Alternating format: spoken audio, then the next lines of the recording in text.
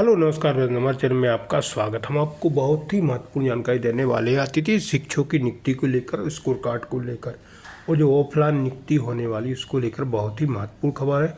और score card में अतिथि शिक्षकों को जो समस्या आ रही है, जैसे उनको अनुभव के अंक नहीं जोड़े गए हैं और बहुत सी समस्याएं हैं जो अभी तक पोर्टल पे अपडेट नहीं की गई हैं और ना पोर्टल खोला गया है जिससे अतिथि शिक्षकों की समस्याओं का समाधान हो सके। और ऑफलाइन भर्ती को लेकर भी बहुत ही महत्वपूर्ण खबर है। मैं पूरी विस्तार से जानकारी देने वाले अतिथि शिक्षकों को लेकर क्या कहना सुनील से परिहार जी का पूरी विस्तार से जानकारी दूंगा। वीडियो में बने रहें, वीडियो पूरा देखें। वीडियो अच्छा लगे तो लाइक और चैनल को सब्सक्राइब जरूर कर लें अपडेट पाने के लिए। सुबह या शाम मैंने निश्चय किया है कि जब भी मुझे समय मिलेगा 10 मिनट के लिए लाइव आकर आप सभी से चर्चा करूंगा। अभी लगातार सबसे ज़्यादा जो समस्या आ रही है वो स्कोर कार्ड अपडेशन की आ रही है। बहुत से साथी ऐसे हैं जो बरसों से काम कर रहे हैं और उनके स्कोर कार्ड में अपडेशन नहीं हो पाया या उनके अनुभव के अंक कम जुड़ने के कारण वो मेरिट में नहीं आ पाए। आपने मुझे भी कुछ आवेदन दिए थे और उन आवेदनों को मैं 2-3 बार DPI में दे चुका हूँ। अनुभव के अंक जुड़ना हो या किसी की पात्रता जुड़ना हो या किसी की डिग्री जुड़ना हो, लेकिन अभी तक वो पोर्टल DPI ने बंद कर रखा है। और उसका सबसे बड़ा कारण है, उनका कहना है कि अभी पोर्टल खोलने से विसंगतियाँ पैदा होंगी, लोग फर्जी अंक सूची जुड़वा लेंगे और फिर से फर्जीवाड़ा शुरू हो जाएगा, इसलिए उन्होंने पोर्टल को बंद कर रखा है। मैंने आग्रह किया है आयुक्त महोदय से कि जो हमारे पुराने साथी हैं, किसी कारण से यदि उनकी अंकों में विसंगति है उसको तत्काल सुधारा जाए। जिन्होंने डिग्री ऐड करवाना है, पात्रता ऐड करवाना है, उसको भी समय से करना चाहिए था, लेकिन चूँकि समय से वो काम नहीं हो पाया। हमें भी तकलीफ़ है कि बरसों की सेवा के बाद हमारे बहुत सारे साथी परेशान हैं, बाहर हैं।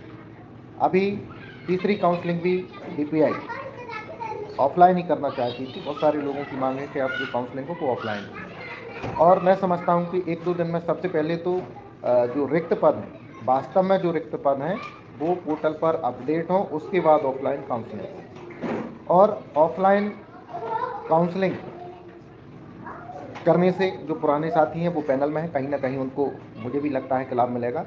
और यदि DPI ऑफलाइन काउंसलिंग करती है तो कोई दिक्कत नहीं है, होना चाहिए।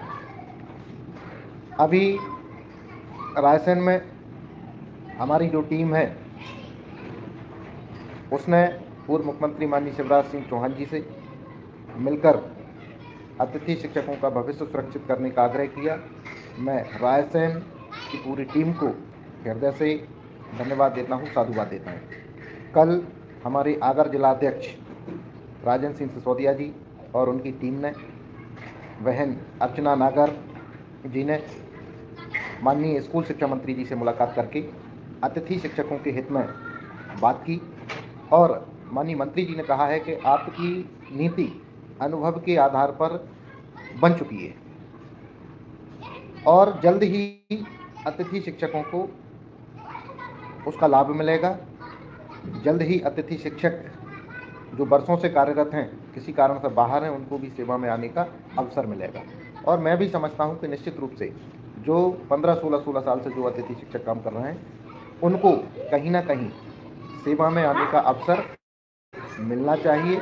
और मध्य प्रदेश सरकार अनुभवी अतिथि शिक्षकों का भविष्य सुरक्षित करेगी, ऐसी उम्मीद और आशा हम करते हैं। आप सभी अतिथि शिक्षक साथियों से मैं आग्रह करना चाहता हूं कि जहां भी आपके क्षेत्र में मुख्यमंत्री जी, माननीय स्कूल शिक्षा मंत्री जी, अन्य मंत्रीगण, विधायक, सांसद, केंद्रीय मंत्री जहां भी जाते हैं आप उनसे ज़रूर मिलें और मुलाकात करके आग्रह करें कि अतिथि शिक्षक बरसों से शासकीय विद्यालयों में काम कर रहे हैं, लेकिन अतिथि शिक्षक आज भी उनका भविष्य अंधकार में बना हुआ है। आपकी सरकार की घोषणाएं थी, उनको सरकार तत्काल पूरा करेगी। सबसे पहले आप सभी प्रयास करें। यदि घोषणा के अनुसार विभागीय परीक्षा होती है तो निश्चित रूप से अतिथि शिक्षकों का भला होगा। इसके अलावा यदि अतिथि शिक्षकों का भविष्य सुरक्षित नहीं होता तो सभी अतिथि शिक्षकों को नुकसान होगा। साथियों, वर्तमान समय में, आने वाले समय में वर्ग 2 की चयन परीक्षा भी होगी, प्राइमरी की चयन परीक्षा भी होगी, वर्ग 1 का फिर से नोटिफिकेशन भी आएगा। यानी आगामी शिक्षक भर्ती में अतिथि शिक्षकों को बोनस के अंक, अधिकतम 20 अंक भी मिलते हैं, तब भी अतिथि शिक्षकों को फायदा होगा। भले आरक्षण नहीं मिले, सरकार की घोषणा थी 50% आरक्षण और बोनस अंक। मैं कहता हूं कि सिर्फ बोनस अंक सरकार अतिथि शिक्षकों को दे दे। आरक्षण के स्थान पर ईडब्ल्यूएस की भांति 10% अहर्ता अंक कम कर दे। यदि हमारे अहर्ता अंक कम हो जाते हैं, ईडब्ल्यूएस को जिस तरीके से सरकार ने रिलैक्सेशन दिया है, आगामी शिक्षक भर्ती की जो पात्रता परीक्षाएं होंगी, अतिथि शिक्षकों को भी यदि 10% अहर्ता अंकों की छूट मिलती है, निश्चित रूप से 90% या 95% अतिथि शिक्षक पास होंगे और उनका भविष्य भी सुरक्षित होगा। बहुत से साथी परेशान रहते हैं। कुछ साथी तो इसलिए परेशान है कि आप हमेशा वीडियो डालते रहते हैं। भाई, प्रति मिनट फ़ोन आने से बेहतर है, एक एक व्यक्ति को जवाब देने से बेहतर है कि सुबह शाम जब भी समय मिले कम से कम 10 मिनट लाइव आकर या छोटा सा वीडियो डालकर जो भी समस्याएं हैं उनका समाधान हम बता दें, क्योंकि समस्याएं लगभग सेम हैं, उत्तर भी सब एक जैसे हैं। एक ही बात को दिन में 100 बार रिपीट करने से बेहतर है कि हम एक बार उस बात को रिपीट कर लें। इस तरीके से सैकड़ों अतिथि शिक्षकों को उनकी समस्याओं का समाधान मिल जाता है। जिन साथियों की तकनीकी कारण से ज्वाइनिंग नहीं हो पाई थी, आप सभी साथी डीओ डीपीआई में यदि कई बार आवेदन दे चुके हैं, ज्वाइनिंग नहीं हुई, तो आप लोग कोर्ट केस करें। अभी 10 लोगों ने एक याचिका लगाई है और निश्चित रूप से 2-3 दिन के अंदर उनके पक्ष में आदेश होगा, उनकी ज्वाइनिंग यथावत होगी। भले उनकी जगह काउंसलिंग से कोई भी आ गया हो, तब भी उनको यथावत ज्वाइनिंग मिलेगी।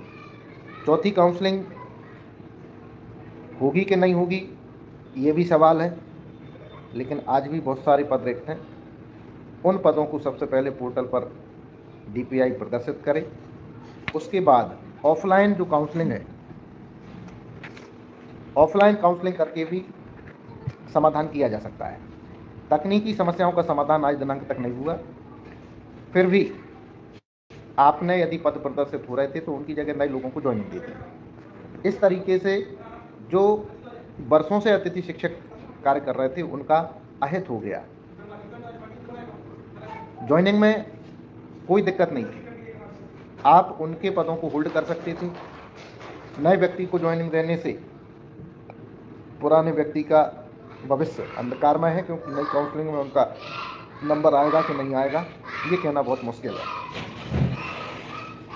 चौथी काउंसलिंग उम्मीद है होगी और निश्चित रूप से स्कोर कार्ड में 10 अंक जोड़ने के लिए भी कल मंत्री जी से आगर की टीम ने चर्चा की है और उन्होंने सहमति भी दी है।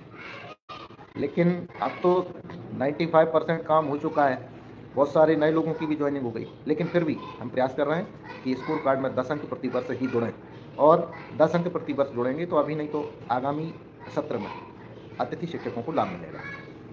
योग्यता जोड़ने के लिए कई बार कह चुके हैं, लेकिन अभी पोर्टल बंद कर रखा है और पोर्टल खुलेगा ये कहना मुश्किल है। हाँ, ये हो सकता है कि जो वर्षों से काम कर रहे थे जिनकी अंकों में विसंगति है या कोई और मैटर है, तो डीपीआई उनके मामलों में सुधार कर दे।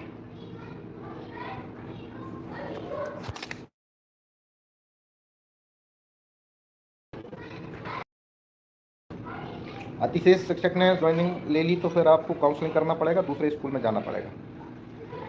केवाईसी की समस्या का समाधान अभी तक नहीं हुआ। सतीश भाई चिंता ना करें, आज फिर से हम बात करेंगे कि अभी तक जो 2-3 मामले हमने दिए थे उनका समाधान नहीं हुआ और केवाईसी की समस्या आपकी यथावत बनी हुई है। आप सभी साथियों को बहुत बहुत धन्यवाद। शाम को प्रयास करेंगे, यदि समय मिलेगा तो बात करेंगे, नहीं तो फिर कल आप सभी से चर्चा करेंगे। धन्यवाद।